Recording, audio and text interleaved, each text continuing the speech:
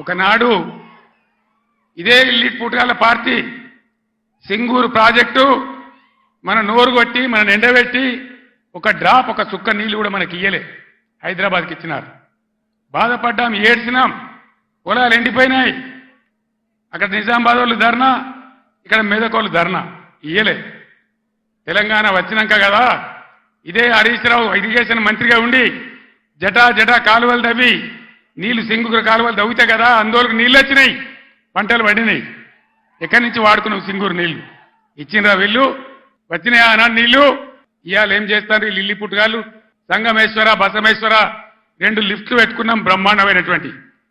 Kaleshwaram నీళ్లతోని సింగూరుకు link పెట్టుకున్నాం కాబట్టి అటు నిజాం సాగర్ కానీ ఇటు మెదక్ జిల్లా కానీ మలన్న సాగర్తో కలుపుకున్నాం కాబట్టి బ్రహ్మాండంగా సంగమేశ్వర బసమేశ్వర నారాయణ ఖేడ్కు జైరాబాద్కు నీళ్ళు వచ్చేటువంటి లిఫ్ట్ పెట్టుకున్నాం. అక్కడ 1,00,000 ఎకరాలు, ఇక్కడ 1,00,000 ఎకరాలు. ఆందోళన నియోజకవర్గానికి కూడా 1,00,000 ఎకరాలు. ఎక్కడ పెట్టిన దాన్ని? ఎందుకు పడబెట్టినరు? ఎందుకు కోల్డ్ స్టోరేజ్లో పెట్టినరు? దయచేసి మీరు ఆలోచన చేయాలి. నేను మీ అందరినీ కోరుతా ఉన్నా, దళిత బిడ్డలను దళిత మేధావులను నేను కోరుతా ఉన్నా. అంబేద్కర్ గారిని అవమానిస్తే మనం మౌనం పాటించుదామా?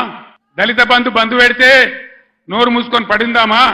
ఇవాళ వాళ్ళకి సురుకు పెట్టాలి. ఇదే పార్లమెంట్ ఎన్నికల్లో బిడ్డ మీరు మోసం చేస్తే గుద్దిత కింద పడకూడదామనే జవాబు మీరు చెప్పాలని చెప్పి నేను మిమ్మల్ని కోరుతా ఉన్నా.